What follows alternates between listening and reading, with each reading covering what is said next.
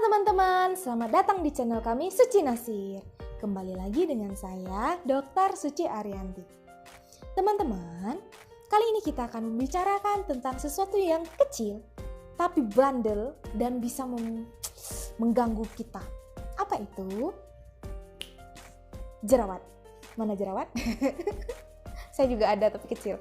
Jadi, jerawat ini dia memang kecil ya, tapi sangat mengganggu karena posisinya itu yang di wajah. Dia dapat mempengaruhi rasa percaya diri kita, mulai dari penampilan kita dalam sehari-hari. Mungkin ini lebih sensitif lagi untuk perempuan ya, kan jerawatan itu nggak banget lah ya. Jadi di sini kita akan mencoba memberikan beberapa tips bagaimana cara kita mengatasi atau mencegah dari terkena jerawatan. Apa aja itu? Yuk dengarkan. Sebelumnya teman-teman, jangan lupa di like dulu ya dan tekan subscribe, hidupkan loncengnya biar nggak ketinggalan dengan video-video kami yang lainnya. Teman-teman, jerawatan ini berhubungan dengan produksi minyak atau sebum, kita sebut juga ya, yang berlebih.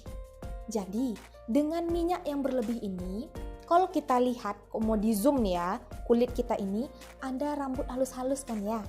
Nah, di rambut itu ada salurannya, saluran untuk mengeluarkan minyak dan lain-lain. Nah, kalau minyaknya itu berlebih, saluran itu bisa tersumbat. Karena kesumbat, terjadilah ada reaksi radang. Sehingga timbullah jerawat, mulai dari bentuknya komedo yang kecil-kecil, mulai ada bentol-bentol, ada bentol berusi nanah, sampai dia yang besar. Kita sebut juga kista, isinya itu ada nanah atau darah. Tempat jerawatan ini sendiri itu bisa di wajah, di leher, bahu, lengan atas, punggung, dan bagian dada atas. Karena bagian ini banyak terdapat kelenjar minyak. Nah, apa saja kah tips-tipsnya? Yang pertama, kita dianjurkan untuk mandi atau mencuci muka itu minimal 2 kali sehari, terutama sebelum tidur. Tujuannya agar mengurangi minyak yang berlebih, mengangkat sel-sel kulit mati, dan juga membersihkan dari sisa-sisa kosmetik. Yang kedua, jangan ditekan-tekan atau dipencet-pencet itu jerawat. Karena tangan kita ini tidak bersih loh, ini banyak bakteri. Kalau misalnya ada jerawat, kita tekan-tekan, itu bisa jadi infeksi, bisa reaksi inflamasi, makin merah dia, makin bengkak, makin radang, merekah deh. Yang ketiga, hindari pakaian yang ketat. Pakai itu pakaian yang berbahan katun dan menyerap keringan. Tujuannya tadi kan kalau ketat, kan makin banyak dia minyaknya, kesumbat lagi, makin peradangan, banyak deh jerawatnya. Yang ini mungkin lebih spesifik jerawat kayak yang di bagian dada atas ya, atau punggung, leher, atau bahu sama lengan atas. Karena kan nggak mungkin nih kita pakaian sampai di muka. Yang keempat, hindari penggunaan kosmetik yang berminyak. Karena kan kita tahu tadi, ini kan karena berhubungan dengan minyak yang berlebih. Udahlah minyak berlebih, tersumbat, ditambah pula kosmetik yang berminyak. Semakin tersumbatlah saluran tadi, timbullah jerawat. Yang kelima, kalau misalnya kita mencuci muka atau badan yang predileksi jerawat tadi ya, itu jangan menggunakan kain atau penggosoknya itu yang kasar.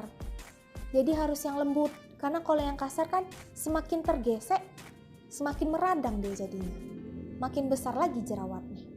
Yang keenam, kalau misalnya kita sudah cuci muka, tentu kan kita lap nih sama handuk. Jadi handuk yang kita gunakan atau pakaian itu harus dicuci secara teratur. Karena kalau nggak dicuci secara teratur, kan dia jadi tempat bakteri. Handuk atau kain yang kotor diusapkan ke wajah, jadi deh meradang jadi jerawatan.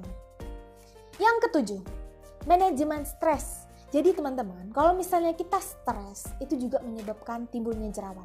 Jadi kita kalau misalnya ada pikiran, suntuk, coba lakukan hal-hal yang menyenangkan untuk manajemen stresnya biar happy lagi. Kedelapan, cuci rambut dengan teratur. Karena kalau misalnya nggak cuci dengan teratur, kan juga berminyak nih. Dia juga mengantarkan kotoran. Mungkin wajah dekat rambut itu kan bisa lebih beresiko timbul akne atau kita kenal dengan sebutan jerawat.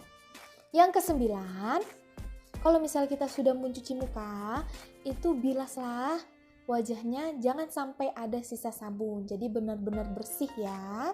Yang ke-10, hindari wajah atau yang lain itu terkena debu atau polusi. Misal kalau misalnya kita keluar, kalau naik mobil mungkin selamat nih, nggak kena kan.